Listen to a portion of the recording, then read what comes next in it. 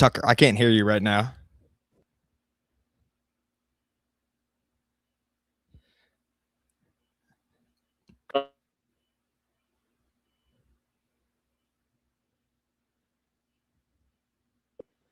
What on earth? Yeah, it like automatically muted you or something.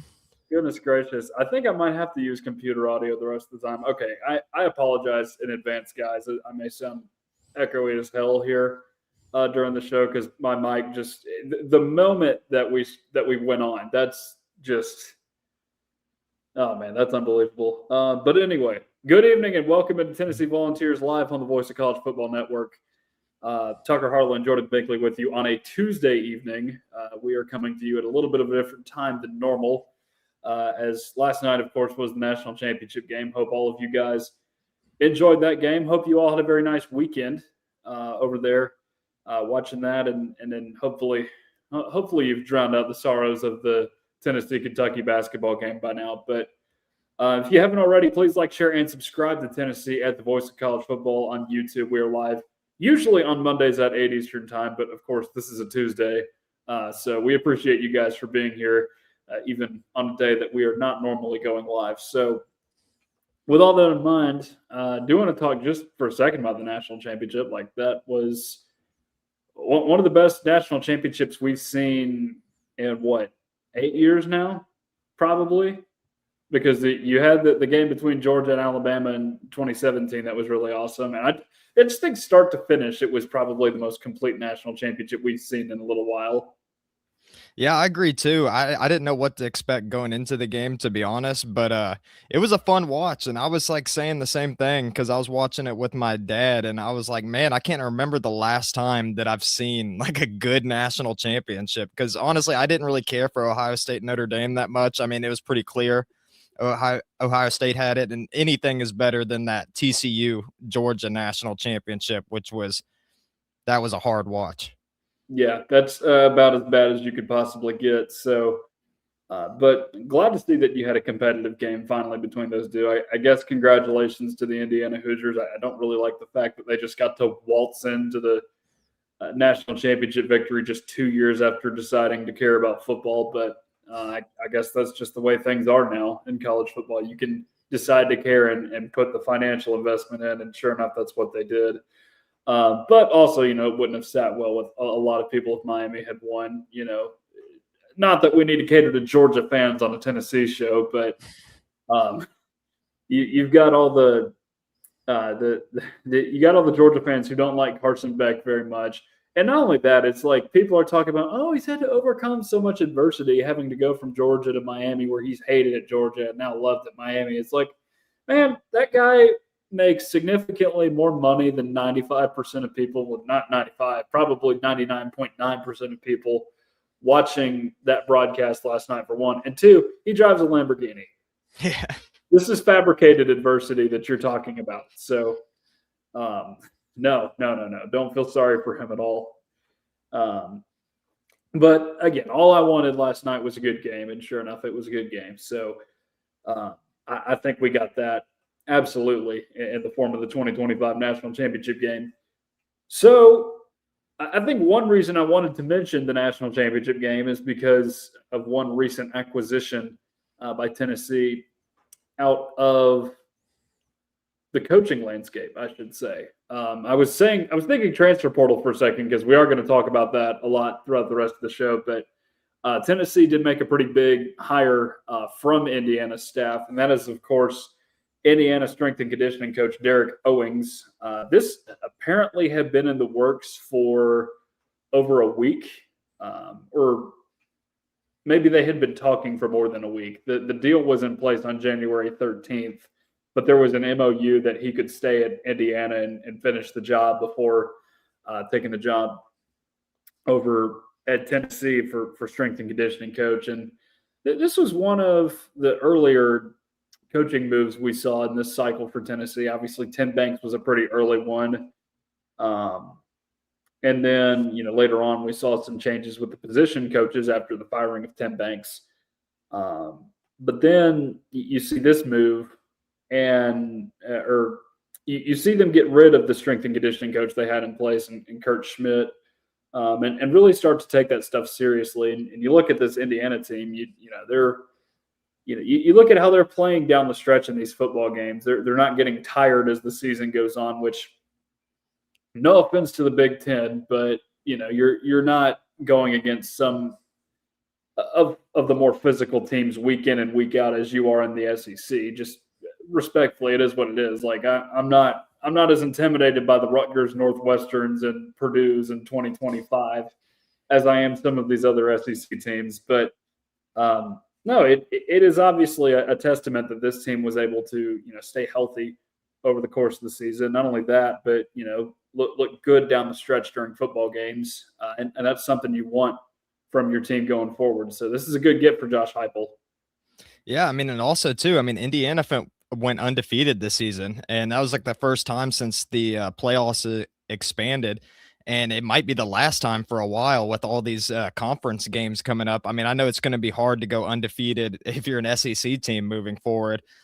So I mean, I feel like it's a testament to like how good their strength and conditioning must have been, and then plus, from every Indiana game that I've watched, I mean, Fernando Mendoza, I mean, he's taking some shots, man. I mean, he took a lot of shots in the national championship, and I mean, he kept getting up and kept going out there and kept playing lights out. I mean, I feel like it was a good acquisition by Tennessee to, one, like, get rid of Schmidt and start fresh with the new strength and conditioning coach, because I mean, we saw how Tennessee struggled with health throughout the entire season. And then plus on top of that, not to mention like the arm tackling and all these other issues that Tennessee faced last season. I mean, I think that this was a critical hire, and I think Tennessee did a great job. And now he's the highest paid strength and conditioning coach in college football history at $1.2 million. I mean, I think it's a good hire, and I'm excited to see how Tennessee can improve over time with him on the staff. Yeah. Yeah, and it's not just the fact that Tennessee hired him. It's the fact that he's bringing some of the brains of his operation from Indiana to Tennessee. You look at a couple notable, I guess, followers of Owings from Indiana to Tennessee. You've got Jay Huff, who was the science guy behind the operation up there in Bloomington that they had, who helped. I think what it was scouting different players just to see, who would fit and what their strengths and weaknesses are and what they can prove upon as a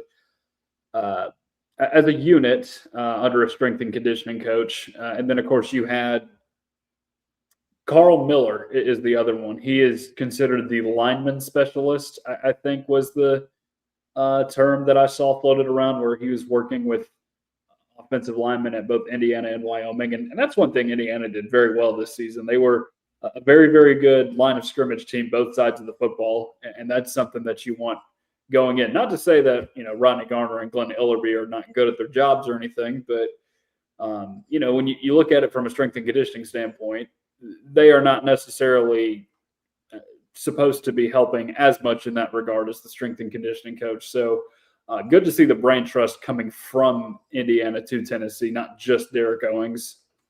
Yeah, so hopefully Tennessee can put some pieces together now and learn a little bit about that championship pedigree, and bring some excitement over here to Tennessee, because I mean, I was honestly impressed with what Indiana achieved this season. I mean, the fact that they had they had no 5 stars. I think they had maybe 7 tops 4 stars, and then besides that it was like 50 plus 3 stars. I mean, and then look at this, they won the national championship. So I mean, I feel like there's a lot that you can take away from just being in the presence of a team like that, and hopefully Tennessee has some positive takeaways.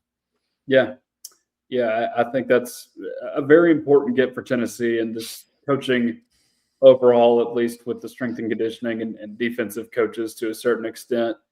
But I think overall, you're looking at very well-rounded staffs that are coming in. And I really like this new approach from Josh Heupel, both with the strength and conditioning coaches, and then, of course, bringing in Jim Knowles, who was, one of the architects behind that Ohio State defense, and bringing in some of his former assistants, of course, and Michael Hunter, Andrew Jackson, and why am I blanking on man's name? Poindexter coming in.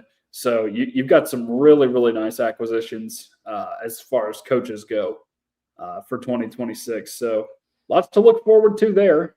And I think we'll continue to talk about that as we get into the offseason, what we hear from some of these guys. Of course, strength and conditioning coaches are not around the media nearly as much, but we'll get to hear from some of these other guys like Jackson, Poindexter, and Michael Hunter in the offseason. So moving on, you've got some transfer portal acquisitions to discuss here in this 2026 class that you have acquired in the last week. I guess 8 days between this show and the last show, so that averages out to about a transfer a day. So solid week for Tennessee in that regard. We're going to do something similar to what we did last week, just go position by position breakdown here, because particularly on the offensive end in this past week, you have seen quite a few more acquisitions from the portal than you did in the earlier weeks where it was all defensive. But looking first at quarterback, we are essentially one more answer away from figuring out what the quarterback situation is like in 2026. We know that Ryan Staub has joined the team. Of course, the Colorado transfer, he was a backup to former Tennessee quarterback Caden Salter there at the beginning of the season. And I guess Julian Lewis started his career, I believe, as a 3-star for the Buffs.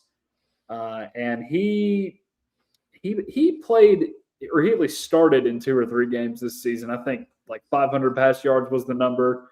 Can run the ball pretty well too, from what I understand. But overall, I think the plan, if we do not get the answer with Joey Aguilar, which, by the way, mark your calendars, February 10th is when we're supposed to know that answer. Of course, the court could meet on a Zoom call and say, let's delay the decision to March 9th or whatever, like they did last time. But overall, it kind of feels like you've just opened up a competition between George and Faison at this point. Yeah, I think so too. And I know that I spoke earlier on previous shows that was kind of the route that I was wanting Tennessee to go in to begin with. I kind of changed my mind a little bit after observing Indiana more and seeing how they were able to find so much success with transfer players. But I think it's a good acquisition just in the fact that Tennessee needed to have a body there, because having a redshirt freshman and then a true freshman coming in there, and not that they're not gonna be able to play well, because I think McIntyre's got a strong ceiling, and the same with Faison Brandon as well. And I'm excited to see the competition play out. But I mean, if 1 or 2 of those guys was to get hurt, then you would start to worry throughout the season. So I think it's good that Tennessee got somebody at the very least. And like you said, he started a couple of games, so he has a little bit of experience there. And I mean, if anything, maybe he can help share some of his expertise to these 2 younger guys that are probably going to be Tennessee's starting quarterbacks at the beginning of the season. I mean, of course, we don't know who it's going to be yet, but I mean, I would probably lean towards George McIntyre being the guy. And then, of course, we'll have to wait and see what happens with Joey Aguilar. Yeah, I don't love making this comparison, but right now what the Ryan Staub acquisition feels a lot like is Josh Heupel bringing Gaston Moore with him from UCF to kind of just add depth to the room. I have no idea whether or not they are truly similar quarterbacks. But it's just one of those guys that you can stash in there to add some depth to your room. And in a way, I think it is relieving that you ended up getting a guy like this, because he is essentially, you had to try and sell somebody either, hey, you can come here and start, which Tennessee was not able to do that. And I'm not going to say they weren't trying to, because they were obviously trying to with Sam Levitt and Bo Pavila. That was clearly a part of the plan there. But, being a backup quarterback and being that insurance plan is a pretty tough sell. And you were fortunate that a guy that Ryan Staub was in the transfer portal, and you could sell him on that. So you can go ahead and potentially bolster your upcoming quarterback recruits with, of course, George and Faison in this class. And, one thing that I think that's important to remember too, just with the way things have transpired in the Heupel era so far year to year, is you look at the best teams so far, or at least the best team so far, by both overall record and then just end of season result, which is going to a college football playoff. You were starting a redshirt freshman at quarterback, and while he was not phenomenal, he was at the very worst serviceable for you. While you surrounded him with a good running back and the best defense you had, um, to this point under Josh Heupel. You've gone out, you've acquired a lot of pieces in the portal on defense, and you're fixing to start another redshirt freshman quarterback or potentially true freshman quarterback if Faison manages to beat George out in fall camp. But you're going to start a younger guy there. And I think this is a big test for Josh Heupel just because so far they've not truly developed the quarterback into a capable, or at least a draft ready starter at this point, just because Nico left before you really had the opportunity to. Not Josh Heupel's fault, but again, it is going to be a test for him this year. And I have faith in Josh Heupel. If you're not going to have faith in Josh Heupel and parts of game management, fine, don't. But quarterback development is one area you should absolutely have faith in him for. Yeah, and I know that Nico didn't put up the best stats at his limited time when he was at Tennessee, but I mean, Tennessee still made it to the playoffs, the first time ever. And it's because there was really good pieces around him. Like you said, the defense was pretty good. I think the defense is going to be taking a huge step forward over the next couple seasons with the acquisition of Jim Knowles. And not only that, like all of the phenomenal transfers that Tennessee was able to pull in this cycle. So, I mean, I think things are on the up for Tennessee. And I mean, not to mention all the wide receiver talent returning. I think Ethan Davis is going to have a strong showing next year at tight end, assuming he's going to be the number one guy. And Deshaun Bishop, I mean, was out there playing lights out at points during the season. I mean, he finished with, I think, 16 touchdowns or something like that. I mean, like a couple of things about Josh Heupel that you can expect every year. You can expect really good quarterback play and solid run game going on.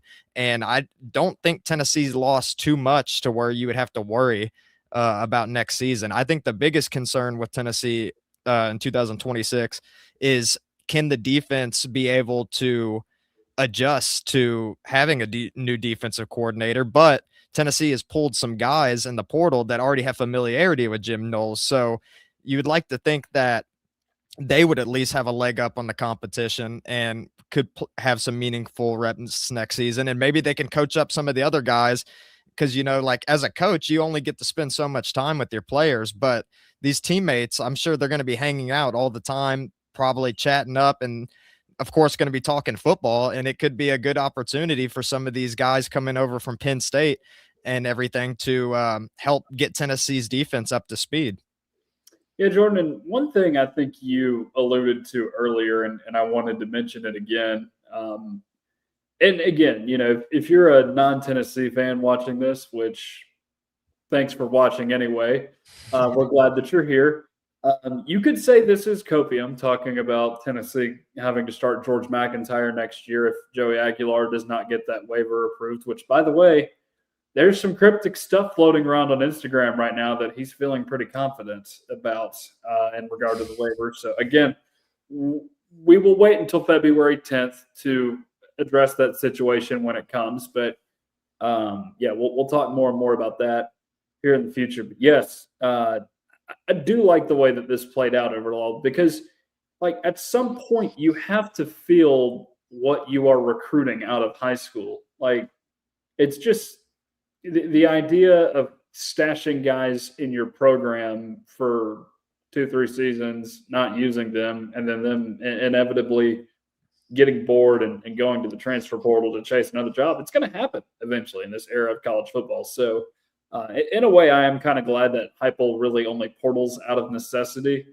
But again, I understand if you're a rival fan watching this, why you could be looking at me as if I'm coping right now. Yeah, I mean, while we're still on the topic of the quarterback situation, do you have any concerns about Tennessee, like having a similar situation, like with Jake Merklinger, like him transferring out. I mean, if George McIntyre plays lights out, I mean, what does Faison Brandon do?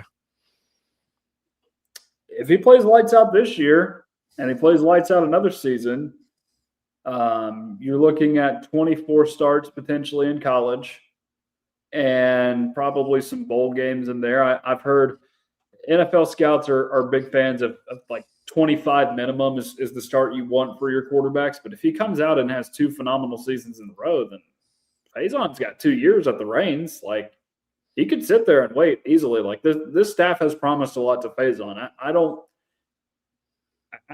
think Faison would have the idea of leaving. At least I don't think. Again, these things can change in the blink of an eye, so you never know.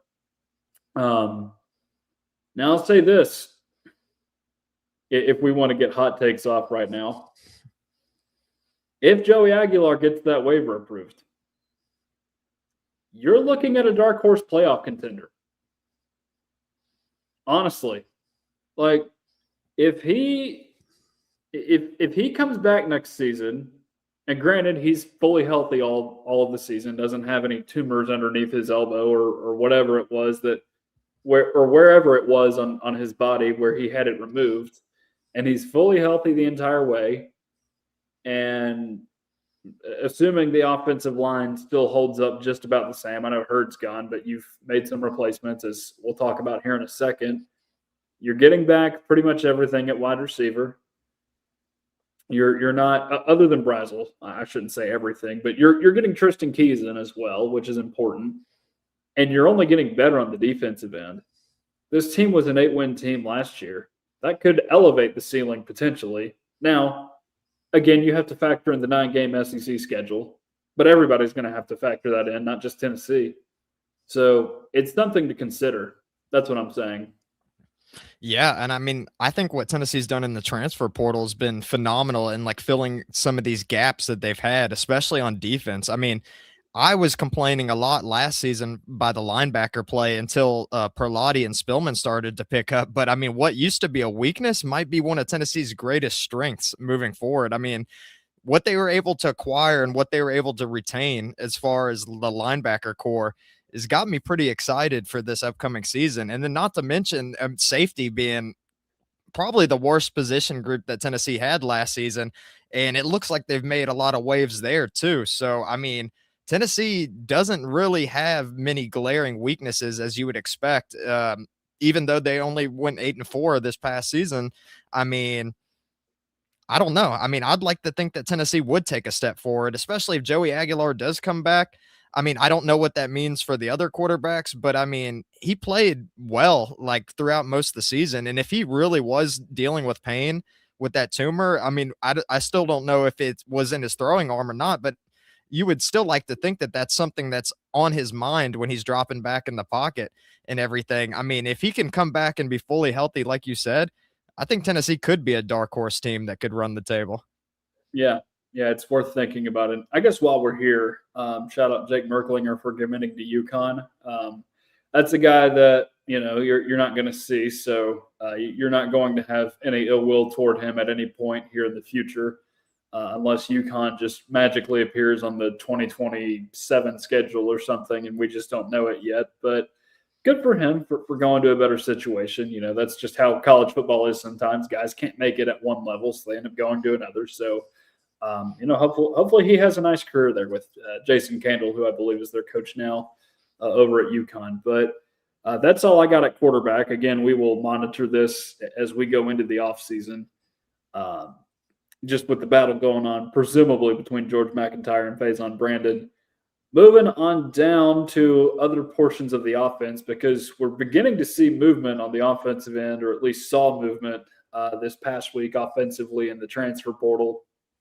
And we've been talking about this one area of need for a considerable portion of the offseason, and Tennessee addressed it over the weekend with its acquisition of former Tulane running back Javin Gordon.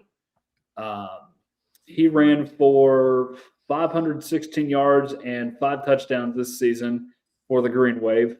I believe he had the most carries of any Tulane running back. I think Jake Retzloff, the quarterback, technically had the most, but I think only by one. Now, whether or not that is, 516 yards on 128 carries, whether or not that's just the result of playing behind what's not a great run blocking offensive line, I wouldn't know. But Jordan, what are your initial thoughts on Javon Gordon? Well, I really like the pickup, to be honest. I mean, not to mention that he's going to be a sophomore next season. He was a true freshman, didn't redshirt, nothing like that. So, I mean, he's going to have some years that he could play at Tennessee if he chooses to stay there. And, of course, Deshaun Bishop's going to be Tennessee's guy moving forward. I mean, there's no question about that. But Tennessee needed someone to fill in the gap that was lost by Peyton Lewis. And say what you want about Lewis, he would have been served a purpose on this team, and he more than likely would have been Tennessee's number 2 running back, unless there's something that I don't know about Morris and his potential moving forward. But I mean, I like this pickup, and I think that he's probably going to be Tennessee's running back too moving forward. I think he'll get some meaningful carries, and he had a little bit of action in the receiving game too. He had 93 yards, he had 1 touchdown. I mean, I like the get, to be honest, and I think it's a position that Tennessee really needed to target in the portal. And I think up until this past week, Tennessee only had 2 offensive commits technically, and then one of them ended up going off to Baylor. So it's nice to finally see Tennessee starting to get some traction there. And I mean, like I've said before, I like everything Tennessee's been doing so far. Yeah, I guess while we're here, we'll mention the Gavin Freeman thing. He did flip to Baylor, which is somewhat unfortunate. I was kind of looking forward to seeing what they could do with him in the return game in particular. I guess they'd use him some on offense, but I guess it's Joakim Dotson's season there. He already returned a kickoff for you in the Music City Bowl, so maybe that's just the tip of the iceberg for him. Hopefully that's the case for Tennessee. But looking at Gordon, again, I'm with you on this, Jordan. I really, really like the pickup because you're looking at a guy that, again, has 3 seasons of eligibility left. He is going to be the running back too in this offense. Most likely, you would figure DeJuan Morris is going to get involved this year. Maybe Justin Baker gets involved this year. Again, we've not seen much of Justin Baker, and he could be much better than we all realize. But I just think about the future of this running back room. And you think about Deshaun Bishop, where he will be a year from now. He ran for 1,000 yards this past season. We'll see what he does next season. I get that he started his career off as a walk-on. But when you put up those kinds of numbers as a running back in college and you get to your junior year, just the way the running back position works in the NFL now, you kind of wonder if he would end up declaring for the NFL draft after next season, because this would have technically been his 4th year in college, or next year would have been, because he was out all of 23 with the injury. 24, he played behind Sampson. And, of course, last year he had a really nice season. So redshirt junior going into next season. And, somewhat remarkable considering he's a walk-on that this happened. But you wonder what his draft prospects look like a year from now. And you look at the upcoming recruiting class, and I hate to rain on a potential parade here, but there is a certain school to the north that is giving the guy in Chattanooga a pretty nice look. Just some mild speculation there at the moment, unfortunately. But again, it opens up the possibility to use Javon Gordon in a lot of different ways, especially if Bishop, in fact, declares for the draft in 2027, which is an exciting prospect for Tennessee. And, maybe Javon Gordon is that running back that you need to really go the distance here in the future. Yeah, and I mean, we saw Star Thomas come in here too as a backup running back, and I thought that he played pretty well. And from what I've seen, I mean, I've argued that I think that Thomas is going to be an underrated draft pick. What I don't know what round he'll get drafted in, but I mean, I think he's got some of the tools that you would like for an NFL back. And one of the things that made Star Thomas good was his ability to catch the ball. And like Ben was saying, like, I think that Gordon could have that same kind of success, if not better, considering, like, yeah, if Deshaun Bishop ends up leaving, then you would like to think that he would be Tennessee's starting running back moving forward. And I mean, he was just a true freshman last season, so you got to imagine that he's going to keep getting better and better. Yeah. And we talked a little bit about the strength and conditioning staff earlier. Dallas wants to know, how much weight do you think is realistic for GMAC to gain with the new staff? Where is he listed right now? Or what weight Probably is he about listed? 190, I would have to imagine. Yeah, 195. Okay. So yeah, you're gonna have to bulk him up, which, hey, new strength and conditioning staff, that could help out a lot. Nico was still a little skinny going into his redshirt freshman season too, which was a little bit of a concern. So you hope that can be the case for him, and that he can get to, I don't know, a solid 220 maybe. Because I saw this earlier today. Somebody posted a clip of Fernando Mendoza on Pat McAfee's show talking a little bit about what he needed to do and in his build. Like, obviously Fernando's a pretty tall guy, but he was crediting Derek Owings for helping him get to like a 225 weigh-in weight to play. And whether or not that's realistic for George McIntyre, we'll see. But you do need him to put on some weight this offseason. Yeah, he needs a few more. He needs a few more. I guess you mean 6'6", 195 there, but yeah, right around 200 right now. So 15 to 25 could help. Javon Gordon, I think, is in that same boat too. Although he's a running back, so you don't expect those guys to be nearly as built as your quarterbacks are. Trying to pull him up. I want to say I saw he was like 165 earlier today, which feels very wrong because the last thing I pulled up was 200.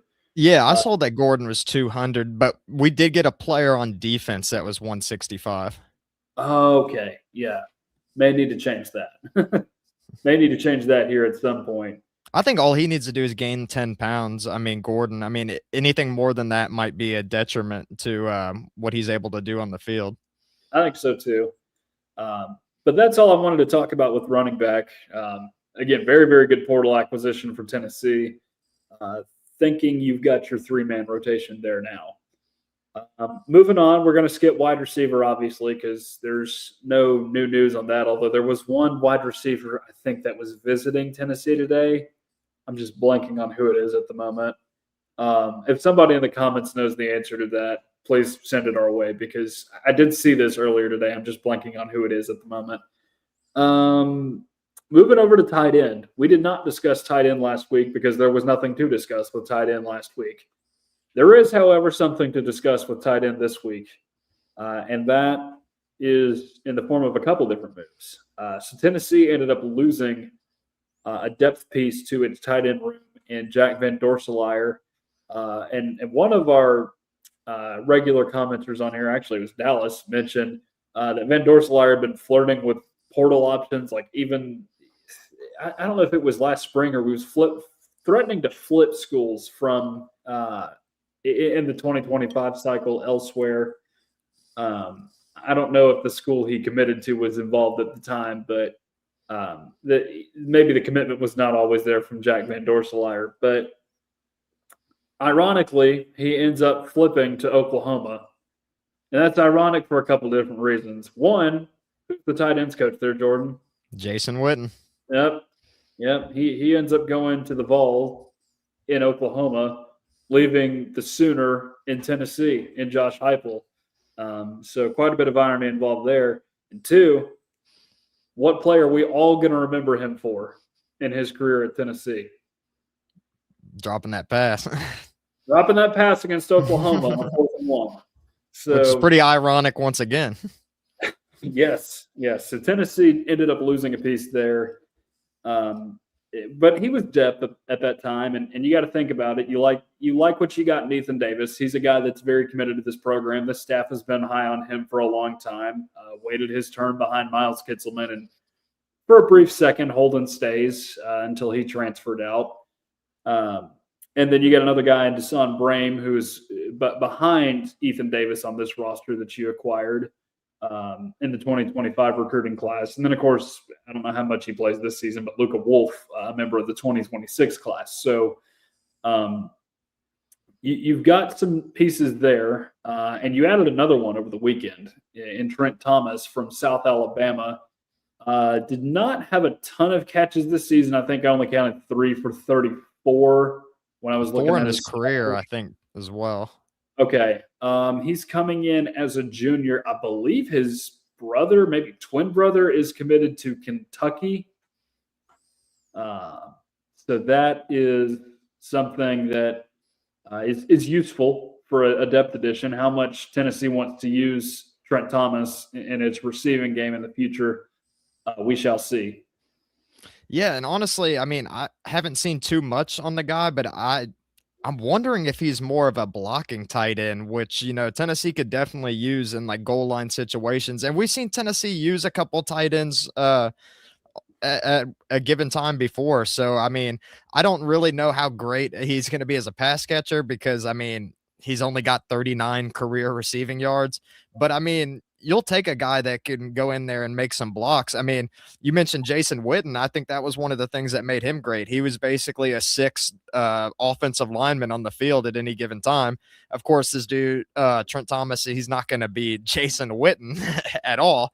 But, I mean, if you can take an extra blocker out there and maybe have him swing around and catch someone on the edge, I mean, I think that could be a benefit to the team. But I would like to think that he's going to be Tennessee's third string guy. Yeah. Uh, yeah. Trent Thomas, evidently a better blocker. And yeah, Jack, clearly not a happy camper. There were threats of him potentially going to the portal, and eventually, of course, he did. And, usually when a guy starts hinting that he wants to get into the portal, he wants to get into the portal, as we've learned from some of these Tennessee football players here recently. Um, Bigger than Jack. Interesting. Yeah, he is pretty big. I have it right here. He's 6'5", 254. Yeah. I guess the last just really big tight end that Tennessee had was Dom Wood Anderson, maybe, because he was going on about what, like 270, 280. Princeton Fant, or at least in terms of weight, I think he was kind of big too. And then, of course, if you really want to throw it back, Luke Stalker was a Yeah. giant. Yeah. They put him in at fullback in the NFL at one point. I know he played uh, one of his final seasons in his career with the Titans as a fullback. So, yeah, you're bringing in a nice depth piece there and potentially a better blocking tight end. So, and they like to use Van Dorselaer in that heavy package. So maybe Trent Thomas can fulfill that role a little bit better for Tennessee than Jack Van Dorselaer did. One more acquisition on the offensive end, and that is Donovan Haslam, interior offensive lineman from West Virginia. Big old guy, 6'3", 346 coming in. How Tennessee figures to use him in its rotation, I guess, remains to be seen. Because you have Ori Williams coming in at tackle. You can slide Jesse Perry over if need be. You assume Sam Pendleton is staying at center. Wendell Moy is not leaving at the moment. I guess you just stash him as depth for now. He does have one season of eligibility left, so you got to use him while you got him, which is important. As you can see, I've not thought all of this through because the offensive line is not losing a ton of pieces outside of Lance Hurd going into this offseason. But I'm curious to see how they use this guy. And by the way, Haslam, very very nice name to transfer to Tennessee and play football for. Yeah, for sure. And I saw too that he played a couple seasons at Austin P as well. So he's a little bit familiar with the Tennessee area. And I mean, you mentioned his size. I mean, ginormous. I mean, he's like 50 pounds away from being 400 pounds. But another thing that I liked that I've seen from him is that he can play multiple positions. I mean, he can play guard or tackle. And Tennessee's got a few of those utility guys now. I mean, Pendleton, if need be, he could be moved out to guard. Perry, he can play guard and tackle. So Tennessee's got some guys that can shift around, which I'm glad to see because if any injury issues arise, then you can just move one of those guys around. I mean, Tennessee's got 3 guys that can play multiple positions, and I think that's a good that's a good thing to have. Yeah. So that is all we have on the offensive end for this week. But again, Tennessee had a very nice week offensively in the portal. You needed to go out and get a couple depth pieces, particularly quarterback, running back, and then tight end as it emerged after our last show. Haslam is a good blocker for pass protection. Could also see him. And Nick Moore looking good. Could see him over Pendleton. Interesting. Because Nick Moore, I think, was getting some reps in the spring game along with Pendleton. I don't know if you plan to use him over Pendleton here in the future. That's just something the staff will try to decide. I know the staff has that tendency to go with what it knows, so maybe they'll stick Nick Moore in over him. We shall see here down the road. But moving over to the defensive end, you've got on the line, you've only got outgoing guys that have announced commitments at this point. 3 guys announced this past week. You had Herb Gray committing to UNLV, which is not huge, obviously.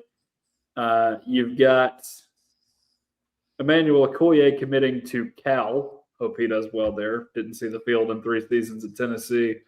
The most notable defensive line commitment elsewhere is Caleb Herring, and he's going to South Carolina, which is interesting because, of course, Tennessee plays South Carolina last weekend of October in Williams-Brice Stadium, so I guess it's a revenge-ish game for him.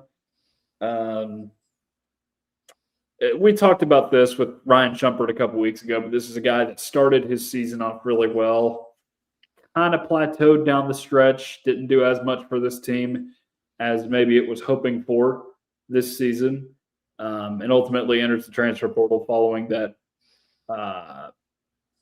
body type comment from Jim Knowles after he took the defensive coordinator job. So I'm interested to see how he does down there. I think you could immediately slide him into a starting role there, depending on what is on the other side of Dylan Stewart. And you have to think, too, teams are going to be more concerned about Dylan Stewart than what's coming off the other side. So you would have to imagine that would play into Caleb Herring's favor down there. Yeah, I mean, I think Caleb Herring will find success with South Carolina. I mean, I was disappointed when I saw that Herring and Ross were both leaving Tennessee because you were expecting them to get some meaningful reps in this next upcoming season, especially Ross too, because I felt like he took a step forward in 2025. But yeah, I mean, Caleb Herring, he showed promise at times as a pass rusher. I don't know how good he was really as a run stopper, but I mean, I think South Carolina will find something to do with them. And I mean, he adds on to the list of former Vols that Tennessee's going to have to play in 2026. And I think there's like 5 or 6 of them now. So that's something to look forward to during the season too. See how Tennessee fares against some of their old players. Yeah, I think I counted it up the other day. I'm trying to think. I don't think – well, Auburn not on this year's team, but there are 2024 players at Auburn. At least Chaz Nimrod is there. Texas, I don't think has anyone. Trying to think. Arkansas, of course, there's at least 2 former Vols on that team. We know of one that missed a kick against Georgia. We don't talk about him. There was somebody else that I was trying to think of. Is anyone on Alabama? I'm trying to remember. I don't think anybody is. If it was, it had to be from like 2024 or older. Yeah. Of course, you've got what's his name, Herring, who we just mentioned, going to South Carolina. You've got the 2 offensive linemen on Kentucky. You've got Ross and Hurd. Yeah, okay. With LSU, Ross and Satterwhite, and then of course you've got Texas A&M with what's his name, Ricky Gibson, and then of course Jordan Matthews on Vanderbilt. So you've got several. And yes, Jordan Ross was a big loss, but Chaz Coleman should be great.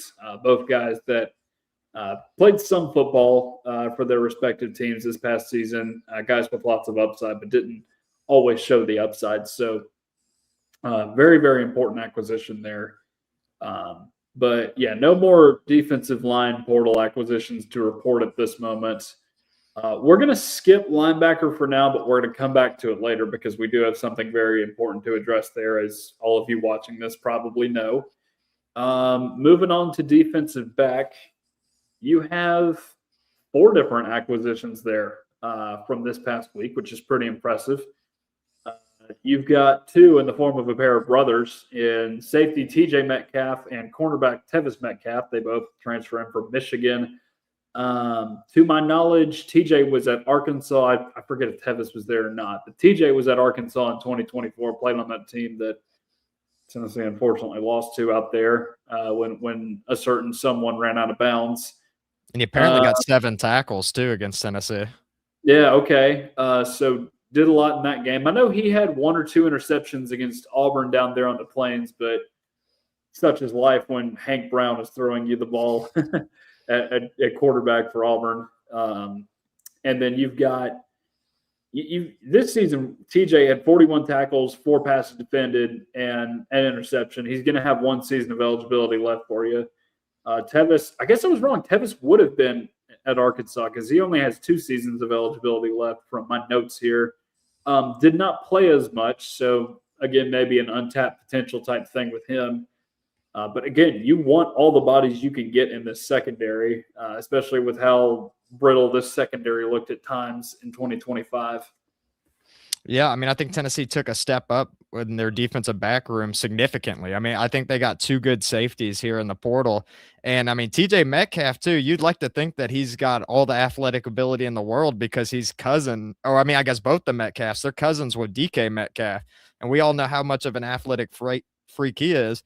But I mean, TJ Metcalf, I mean, him in particular, I don't know as much about Tevis. I feel like he's probably going to be a rotational guy. I don't know if he's really going to get too many meaningful reps at corner, but TJ Metcalf really like stands out. I mean, he's a hard hitter. He's a tackling machine. I mean, I already mentioned he had 7 tackles against Tennessee in 2024. He had 12 against Oklahoma State. And you were right about him having 2 interceptions against Auburn. And then maybe the most impressive out of all of them is he got 10 tackles against Ohio State in 2025. So this guy's got a pretty impressive resume here.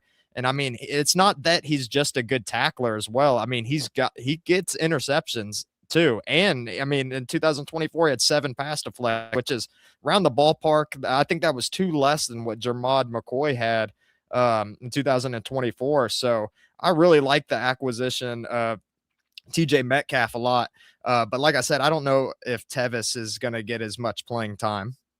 Yeah, early indications would suggest not, but TJ Metcalf, certainly a name to look for Tennessee here in 2026.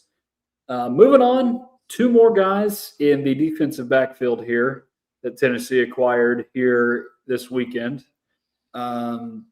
First and foremost, at corner, you've got Isaiah Harge, who is a Colorado transfer. He has, I believe, 2 seasons of eligibility remaining, 14 tackles and 1 fumble recovery in his last season with Colorado. I don't want to say this, but you know, he's another one of those 2-way guys that's coming in from Colorado. How much you use him offensively, I don't know. Of course, they're kind of known for 2-way players there with Travis Hunter. Maybe he could be the Boo Carter you never had. Maybe he plays a little bit of offense and defense. I will say, if he's playing offense, I mean, he's going to have to beef up quite a bit. I mean, he's the guy that I was alluding to earlier that's 165, and hopefully Owings can get him up to speed because that is quite small for a football player, especially in the SEC. But I mean, at corner, I don't know if it matters as much, but I mean, you know, Tennessee struggled in tackling last season. So, I mean, I feel like at 165, you're kind of behind the 8 ball in that sense. But like you said, like he played a little bit of receiver. And if I'm not mistaken, it is either him. I'm pretty sure it was him. Had a passing attempt too, I think, at one point. Or maybe it was the the DJ Burks. I can't remember which one it was. Or no, it was DJ Burks. But yeah, kind of smaller guy, but I mean, Tennessee needed to get some depth out here, and I like the fact that he was able to play both ways at Colorado. So he's got some athleticism there, and I mean, put up some decent stats. I mean, he had 37 tackles last season. He had or no, 37 yards receiving last season. My Yeah. bad. Yeah, but yeah, I mean, I think he could be a nice piece for Tennessee's secondary, something that like Tennessee struggled a little bit with, and I mean, especially because it was due to injury, large in part.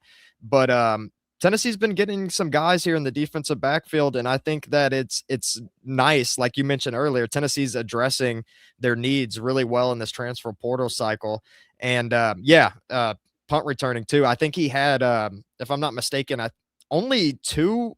I think he had one kick return and one punt return, and the punt return didn't go for many yards, but his lone kick return, I think, went for 43, if I'm not mistaken. So there could be potential of him playing on kick return for Tennessee. And Tennessee's going to need someone, whether it's Dotson or whoever else it might be. So I mean, it's nice to have a guy that you can plug in different places. Yeah, I think the thing we've agreed on here is he's a guy that is obviously very versatile, plays in all three phases of the game, at least has in the past. It's just a limited sample size at this point, and we'll see what it looks like with Tennessee, how much he's actually playing defense versus are they going to use him more in the return game? Is that what he prefers? We'll see how they like to utilize him, but obviously – a guy that you're bringing in that can give you a lot of options just as far as his skill set goes. Last defensive acquisition we have to discuss here, and Jordan, you mentioned it just a second ago. Safety, DJ Burks commits from Appalachian State. 73 tackles this past season with the Mountaineers. So obviously plenty of game experience there. 5 passes defended, 2 interceptions as well. Only going to have 1 season of eligibility. But you know what? This is a cool story because he grew up right across the river in Maryville, Tennessee. He's a Maryville Rebel. So homecoming of sorts for DJ Burks. And again, it's another question of how is this guy going to translate from, group of 5 level to power 4. But we've seen it done in the past with Tennessee. Jalen McMurray to a lesser extent. Of course, Jacoby Thomas worked out just fine. He was playing in the national championship game last night for a reason because that defense was very, very good. So occasionally you can hit on those guys, and hopefully for Tennessee's sake, DJ Burks is one of those guys that you can add to your mix at safety.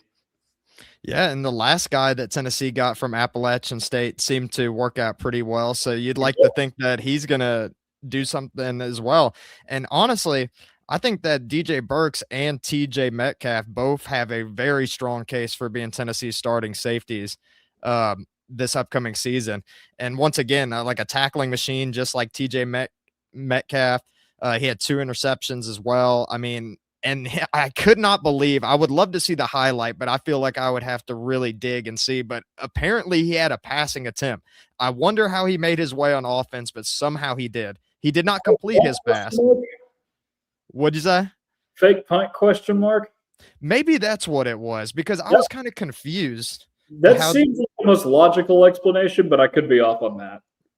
Yeah, it's just interesting when you see a safety have a passing attempt. That's not something you see every day. No, absolutely not. But you love the acquisition for Tennessee because that's now a room where you have really, really bulked up is at safety. And at defensive back in general, because you look at the Penn State guys that you got. DeJuan Lane is, of course, a nice addition there. You bring in Quay Moss, so I mean that's between everybody that we mentioned tonight and those guys. That's at least 6 different acquisitions that you made at defensive back. You're keeping Ty Redmond, which is nice because that's a guy that showed some potential in year 1, and you're hopeful for what he can do in year 2.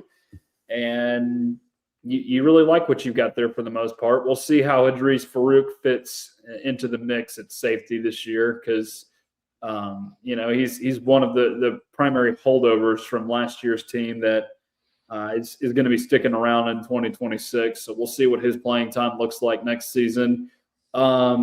looking at departures, I guess this is the last really big departure from Tennessee, and that is Caleb Beasley entered the transfer portal.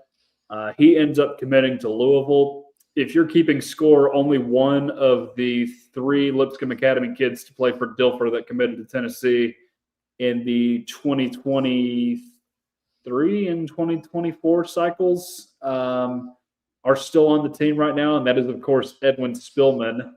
But again, it was kind of shocking Tennessee didn't lose some safeties earlier on in the class, or just in the portal. I know there weren't a ton on the roster necessarily, because the only other defensive back commitment I know of elsewhere is Marcus Gorey to Troy. But you just look at everything that Tennessee needed to address with the secondary, and albeit some of that is guys leaving and having expiring eligibility, with Colton Hood and Jamal McCoy going to the draft, and then, of course, Jalen McMurray running out of eligibility. But you needed somewhat of an overhaul with some of the younger pieces you had there, just because they were not showing a ton of flashes as sophomores. Yeah, no. I mean, Tennessee struggled quite a bit in the defensive backfield at times.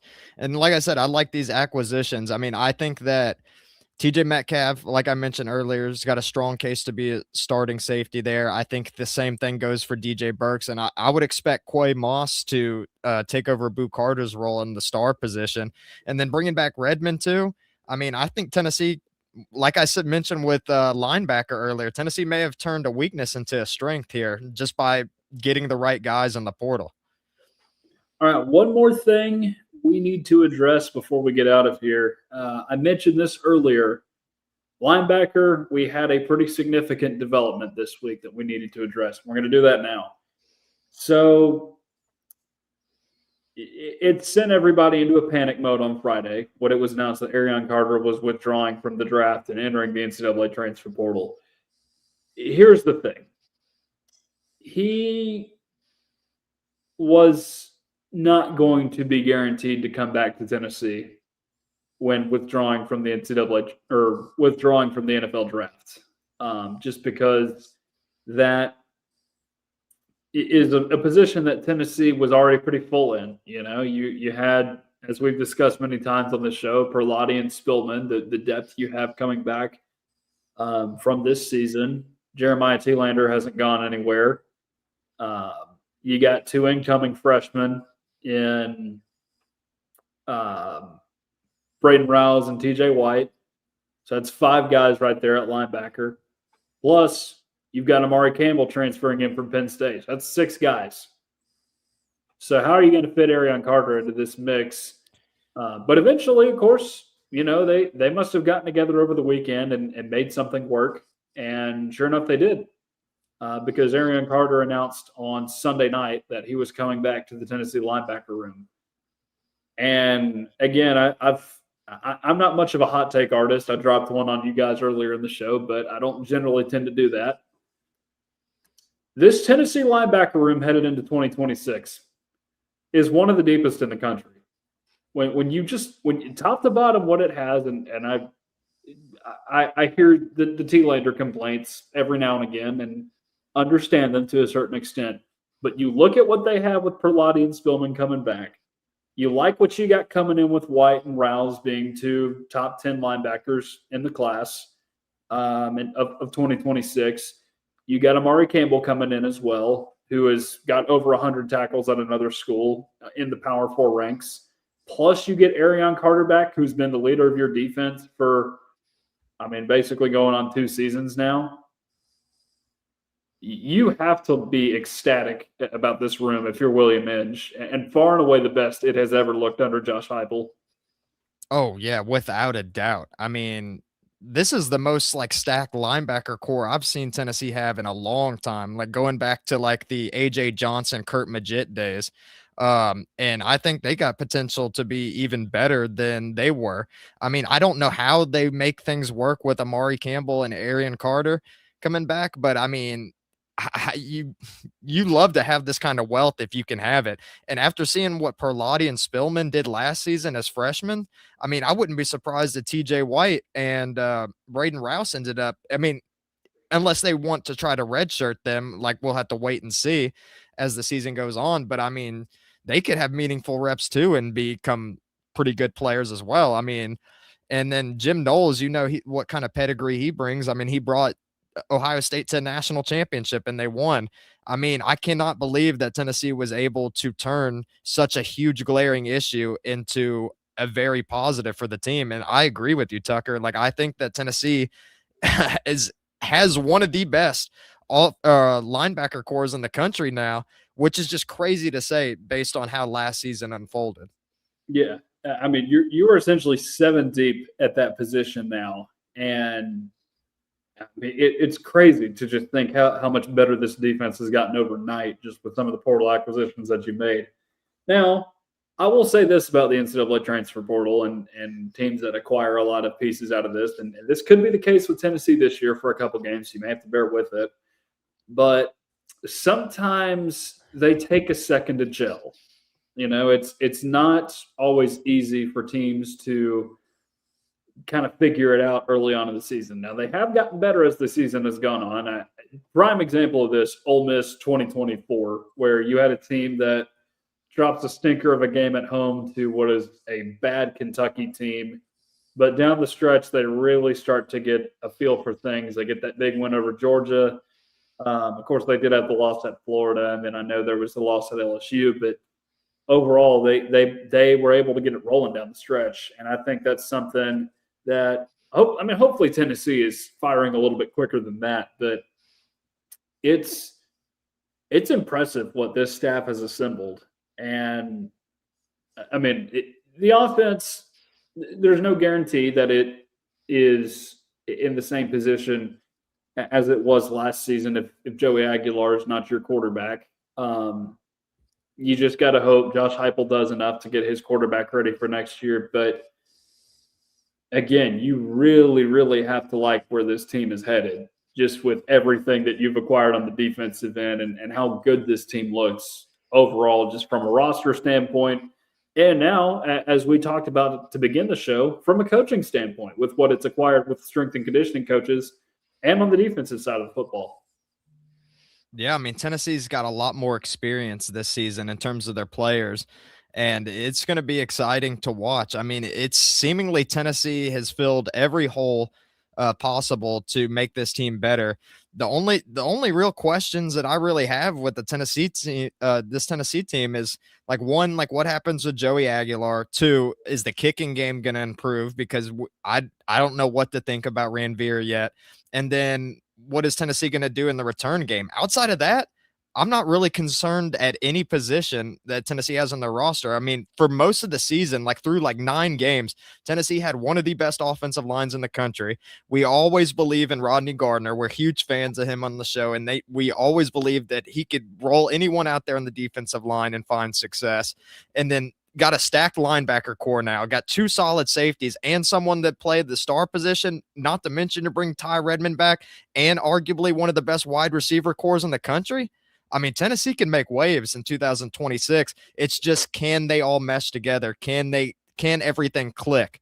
And I think that a big key with this is the fact that Tennessee was able to get some of these Penn State players to come over. And like I said, be able to help bring some of these other players up to speed. I don't know if there's going to be an alpha battle between Amari Campbell and Arion Carter, but even if there is, they could make each other better in the long run. And then I don't know. I mean, I could see this Tennessee defense flying around and being crazy. And then on top of that, you already know the wide receiver core is going to be good. You already know Deshaun Bishop's going to be good. I mean, the future's looking really bright for Tennessee, and not to mention the recruiting class they put together this year. Like we mentioned TJ White and Braden Rouse, but there's so many other guys too. Tristan Keys, like the future's looking pretty nice for Tennessee. And it's just so awesome that Josh Heupel finally made the hard decisions that he had to do and get rid of some of these coaches on the coaching staff, because I don't think he's playing around anymore. I think that he's heard the complaints from social media and from the fan base,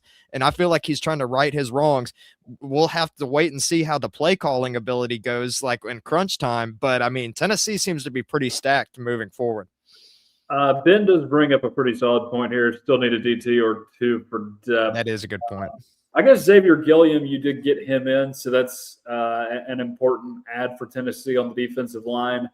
Of course, David Hobbs is one that you're going to get back. Really excited to see what he can do in what will, crazily enough, be his senior season at UT. After having sat in a room with him for media availabilities when he was just a freshman, that's wild to think about at this point.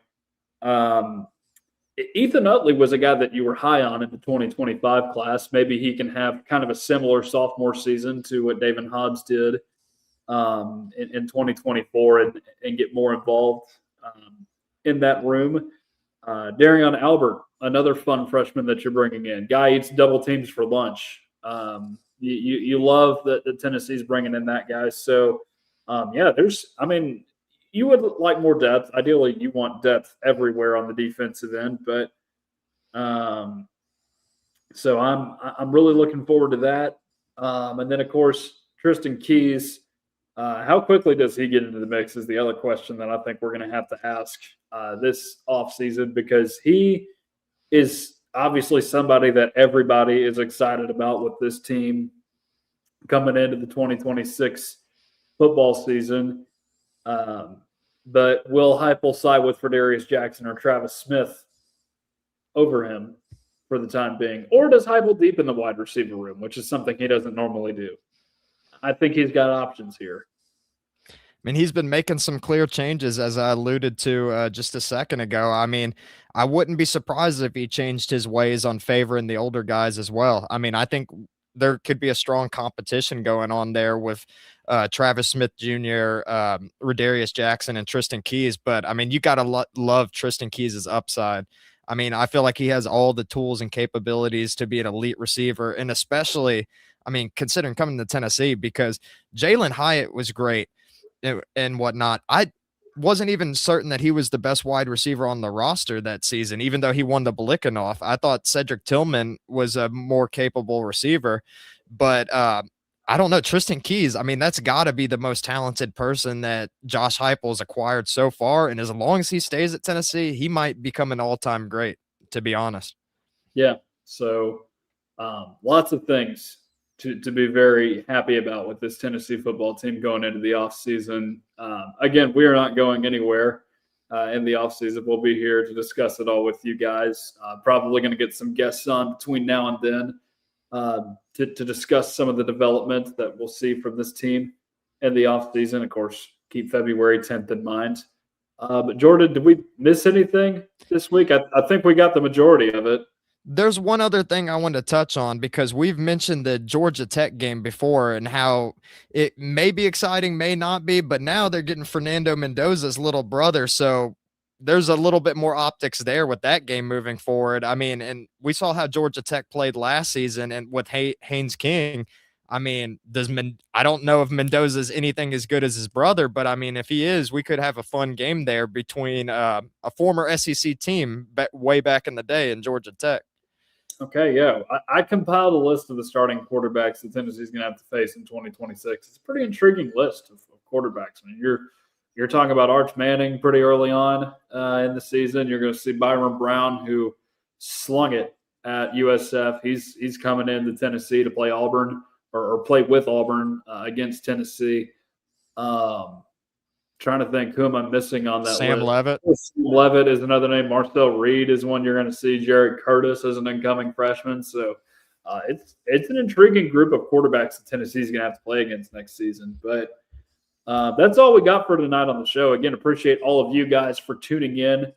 Again, if you're new here, please like, share, and subscribe to Tennessee at the Voice of College Football. Again, we are on YouTube every Monday night at 8 Eastern time. I know this is a Tuesday, but usually we are on our Monday schedule as long as there are not national championship games being played on Monday nights. But one other thing that I do want to mention, because our friend Jackson Johnson says this a lot over on the Alabama channel here within the network, stay out of the cold weather.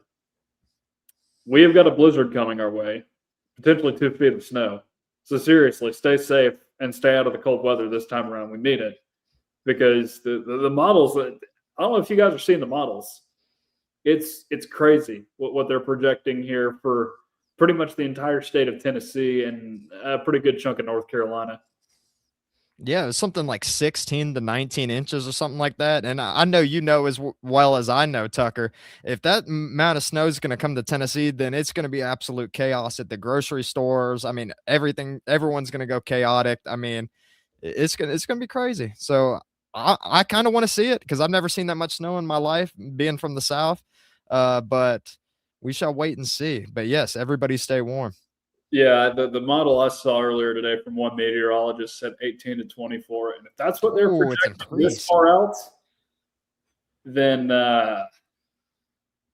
you're going to have a pretty major blizzard on your hands, and that's not supposed to get above freezing until like Wednesday or Thursday of next week.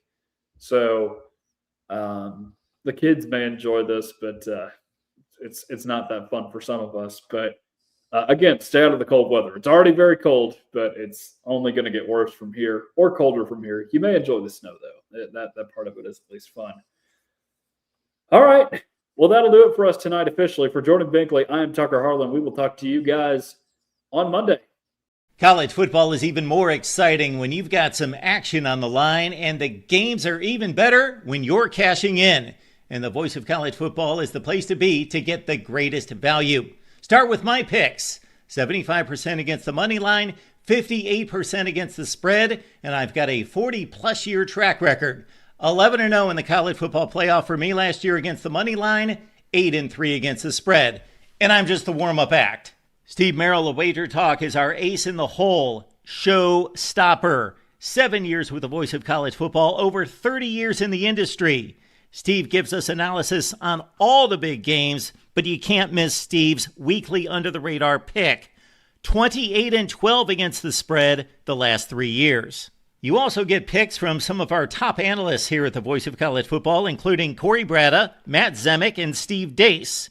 Check out those numbers. Become a YouTube or Patreon member for just $99 per month. Go to the main channel on YouTube, click join, and then select the betting tier. Do the same thing on Patreon. Make 2025 a winner now.